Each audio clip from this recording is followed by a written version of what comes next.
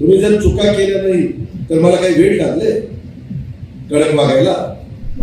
आपल्याला आपली राष्ट्रवादी वाढवायची. मगाशी आबांनी सांगितलेली गोष्ट खरी आहे. एकेकाळी हा जिल्हा पुण्यापेक्षा जास्त ताकदीनं आदरणीय पवार साहेबांच्या पाठीशी उभा राहिला होता. साहेबांनी पण जवळपास 50-55 वर्ष राज्याच्या देशाच्या जडणघडणीमध्ये काम केलं. आता आम्ही लोक काम करू पाहतो. आम्ही पण सकाळी लवकर उठून काम करणारी माणसं.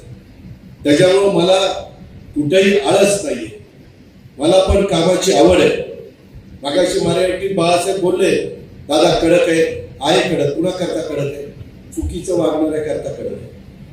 जर तुम्ही योग्य वागला तर मी तुम्हाला पाठिंबाच देईल ना. तुम्ही जर चुका केल्या नाही तर मला काही वेळ लागले कडक वागायला?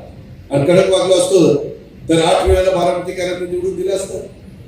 नावातच बारामती, तिथलं प्रतिनिधित्व करायचं. त्याच्यावरती काही येण्या कमाण्याचं काम नाहीये. तुम्ही योग्य पद्धतीने काम करा. तुम्ही लोकांना फसवू नका. लोकांची दिशाभूल करू नका. त्याची टोपी त्याला, त्याची टोपी त्याला, ती तसलं करू नका. त्या बोटाचा तुका त्याला, त्या बोटाचा त्याला, असलं करू नका. मला जे आपल्याला करता येईल ते लोकांना सांगा. जे करता येणार नाही ते लोकांना विश्वास द्या. ही याच्यात ही अडचण आहे.